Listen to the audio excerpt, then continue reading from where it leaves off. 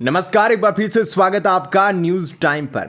Iran ने America को दी संघर्ष से दूर रहने की चेतावनी, इजराइल से कहा अंजाम बहुत बुरा होगा। ईरान की तरफ से इजराइल पर दागे गए कई ड्रोन और मिसाइलों को अमेरिका ने मार गिराया है। इजराइल हमास के बीच जारी युद्ध के साथ इजराइल ईरान के बीच भी संघर्ष शुरू हो चुका है। दरअसल हाल ही में सीरिया के ईरानी दूतावास में हमले के बाद से ईरान इजराइल पर बौखलाया हुआ है। इस हमले के लिए ईरान ने इजराइल को जिम्मेदार ठहराया है।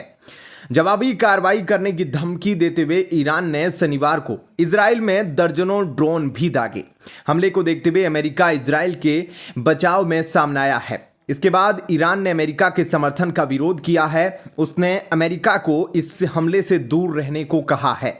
ईरान ने धमकी देते हुए कहा, अगर इजराइल ने एक और गलती की तो इसका अंजाम बहुत बुरा होगा। संयुक्त राष्ट्र में ईरान के स्थायी मिशन ने कहा, यूएन चार्टर के अनुच्छेद 51 के आधार पर दमिश्क में ईरानी दूतावास पर हुए हमले के जवाब में सैन्य कार्यवाही की गई थी। मामला अब खत्म समझा जा सकता है। उन्होंने आगे कहा, मगर इजराइल ने एक और गलती की तो इसका अंजाम बहुत बुरा होगा। यह संघर्ष ईरान और इजराइल के बीच है। अमेरिका को इससे दूर रहना चाहिए। ईरान के स्थायी मिशन ने अपने बयान में कहा, संयुक्त राष्ट्र सुरक्षा परिषद अंतर्राष्ट्रीय शांति और सुरक्षा बनाए रखने के लिए अपने कर्तव्य में नाकाम रही। इससे इजराइल को रेड लाइन और अंतर्राष्ट्रीय कानून के मौलिक सिद्धांतों का उल्लंघन करने की अनुमति मिल गई। हालांकि इजरायली सुरक्षा बलों ने शनिवार को ईरान की तरफ से दागे गए मिसाइलों को रोक दिया था। मीडिया के अनुसार यरूशलेम के आसमान में कई विभिन्न जगहों में मिसाइलें दागी गई।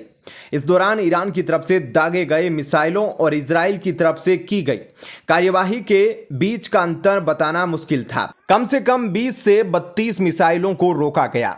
वहीं इजराइल के समर्थन में अमेरिका ने भी ईरान के कई ड्रोन और मिसाइलों को मार गिराना जारी रखा है।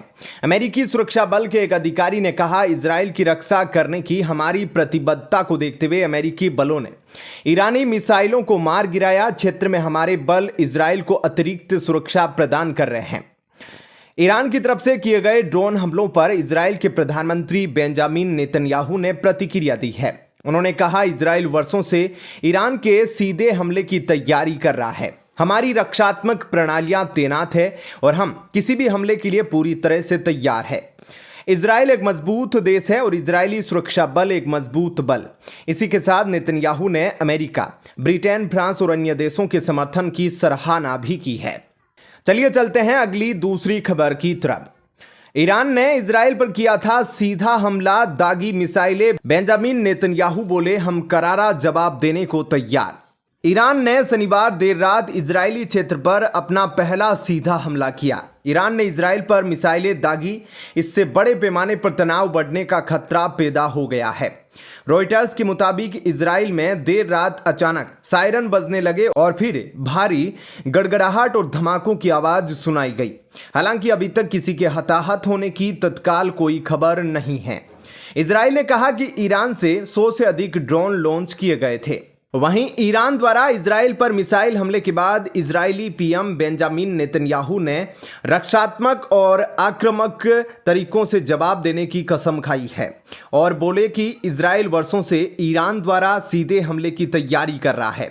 हमारी रक्षात्मक प्रणालियां तैनात है। नेतन्याहू ने इजरायली पीएमओ द्वारा एक्स पर एक वीडियो पोस्ट किया जिसमें कहा गया कि हम रक्षात्मक और आक्रामक दोनों तरह से किसी भी स्थिति के लिए तैयार है। इजराइल राज्य मजबूत है, आईडीएफ मजबूत है, जनता मजबूत है। उन्होंने कहा कि हम अमेरिका के इजराइल के साथ खड़े होने के साथ ब्रिटेन, फ्रांस और कई अन्य देशों के समर्थन की सराहना करते हैं। नेतन्याहू ने फिर दोहराया कि जो भी कोई हमें नुकसान पहुंचाएगा, हम उन्हें नुकसान पहुंचाएंगे। हम किसी भी खतरे से अपना बचाव करेंगे और ऐसा निष्ठापूर्वक और दृढ़ संकल्प के साथ करेंगे।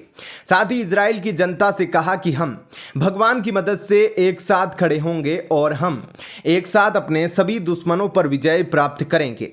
1 अप्रैल को सीरिया की राजधानी दमिश्क स्थित ईरानी दूतावास पर हवाई हमले में सीनियर जनरल समेत ईरानी सेना के 7 सैन्य अधिकारियों के मारे जाने के बाद ईरान ने इजराइल को दंडित करने का ऐलान किया है। इस हमले के लिए ईरान ने इजराइल को जिम्मेदार माना है। इसके लिए ईरान में मिसाइलों और हमलावर ड्रोन को लेकर हलचल देखी गई है। वहीं संयुक्त राष्ट्र के महासचिव एंटोनियो गुटेरेस ने ट्वीट किया कि मैं ईरान द्वारा इजराइल पर बड़े पैमाने पर किए गए हमले से उत्पन्न गंभीर वृद्धि की कड़ी निंदा करता हूं। मैं इन शत्रुताओं को तत्काल समाप्त करने का आह्वान करता हूं। आगे उन्होंने लिखा कि न तो क्षेत्र और न ही दुनिया एक और युद्ध बर्दाश्त कर सकती है। वहीं जर्मन चांसलर ओलाफ स्क्लोज ने ट्वीट किया कि शनिवार रात ईरान द्वारा इजरायली क्षेत्र पर किया गया हवाई हमला गैर जिम्मेदाराना है और इसे किसी भी तरह से उचित नहीं ठहराया जा सकता है। हम इजराइल के पक्ष में खड़े हैं और अब हम अपने सहयोगियों के साथ आगे आने की हर बात पर चर्चा करेंगे। वहीं संयुक्त राष्ट्र में इजराइल के राजदूत गिलाद अर्दान ने एक्स पर पोस्ट किया कि मैंने आज रात सुरक्षा परिषद के अध्यक्ष को एक तत्काल पत्र भेजा है। मैंने परिषद की तत्काल बैठक बुलाने की मांग की है और मांग की है कि परिषद स्पष्ट रूप से इजराइल पर ईरान के हमले की निंदा करे और घोषणा करे कि रिवॉल्यूशनरी गार्ड्स की एक आतंकवादी संगठन है। ईरान का हमला विश्व शांति और सुरक्षा के लिए एक महत्वपूर्ण खतरा है और मैं उम्मीद करता हूं कि सुरक्षा परिषद हर तरह से ईरान के खिलाफ कार्यवाही करेगा। चलिए चलते हैं अगली दूसरी खबर की तरफ है। क्या ईरान इजराइल युद्ध के रूप में पूरे विश्व पर नई मुसीबत सामने आ रही है? पहले से ही चल रहे रूस यूक्रेन युद्ध और इजराइल फिलिस्तीन संघर्ष के बीच इस नई ग्लोबल उठापटक ने सबकी चिंता बढ़ा दी है। इस संकट से भारत भी अछूता नहीं रहेगा। एक दिन पहले भारत की विदेश मंत्रालय ने एडवाइजरी जारी कर ईरान और इजराइल जाने के प्रति नागरिकों को सचेत किया था। इजराइल से जुड़े कार्गो शिप पर भी ईरान ने कब्जा किया है। इंडियन डिप्लोमेटिक सूत्रों के मुताबिक हमें इसकी जानकारी है। साथ ही हमें यह पता चला है कि उसमें 17 भारतीय नागरिक भी है। हम डिप्लोमेटिक चैनल से तेहरान और दिल्ली दोनों जगह ईरान की अथॉरिटी के संपर्क में हैं ताकि भारतीय नागरिकों की सुरक्षा सुनिश्चित की जा सके और उन्हें जल्दी छुड़ाया जा सके। ईरान इजराइल युद्ध की आशंका को देखते हुए इसका नकारात्मक असर महंगाई पर भी पड़ सकता है। कच्चे तेल की कीमत $100 तक पहुंचने की आशंका है जो व्यक्त की जा रही है। पिछले कुछ दिनों में कच्चे तेल की तेजी के पीछे यही संकट अहम माना जा रहा है। इसका असर महंगाई पर पड़ सकता है। हालांकि चुनाव को देखते हुए अभी पेट्रोल डीजल की कीमत में तुरंत वृद्धि की संभावना नहीं है। साथ ही ग्लोबल सप्लाई चेन भी इससे प्रभावित हो सकती है। वहीं defence expert major general Ashok Kumar retired कहते हैं कि अगर इजराइल और ईरान का संघर्ष शुरू हो गया तो भारत की डिफेंस सप्लाई पर असर पड़ सकता है। रूस और यूक्रेन संघर्ष के बाद रूस से आने वाली सप्लाई पर असर हुआ तो भारत ने विकल्प के तौर पर यूएस, इजराइल और नाटो देशों को देखा। लेकिन अगर इजराइल ईरान संघर्ष होता है तो उसमें यूएस की एंट्री भी होगी। ऐसे में यूएस, इजराइल और नाटो देश इन संघर्ष में उलझ जाएंगे। इजराइल हमास संघर्ष में इजराइल पहले ही उलझा है। ऐसे में अगर एलएसी पर चीन कुछ हरकत करता है और चीन से विवाद बढ़ता है तो हमारे सपोर्ट और सप्लायर अपनी ही लड़ाई में व्यस्त होंगे जिसका असर भारत पर भी पड़ सकता है। वैसे भी इजराइल और ईरान दोनों भारत के लिए अहम हैं। इजराइल भारत का स्ट्रेटेजिक सप्लायर है तो सेंट्रल एशिया, रिपब्लिक और ईस्ट यूरोपियन देशों तक कनेक्टिविटी के लिए ईरान अहम है। इसलिए भारत चाबहार पोर्ट में ईरान के साथ मिलकर काम कर रहा है। एनर्जी क्राइसिस से लेकर आर्थिक हालात पर भी होगा असर। ऑब्जर्वर रिसर्च फाउंडेशन में विदेश नीति अध्ययन केंद्र के उपाध्यक्ष प्रोफेसर हर्ष वी पंत कहते हैं कि अगर इजराइल और ईरान के बीच जंग होती है तो पूरा मिडिल ईस्ट ही इससे प्रभावित होगा और इसके बाद एनर्जी क्राइसिस से लेकर आर्थिक हालात पर असर होगा। यह बहुत सीरियस क्राइसिस होगा। उसमें यह भी देखना होगा कि हमारी लेबर फोर्स जो वहाँ है उसे कैसे बचाया जाए, वापस लाया जाए। यह देखना होगा कि हमारी एनर्जी की ज़रूरतें कैसी पूरी होगी।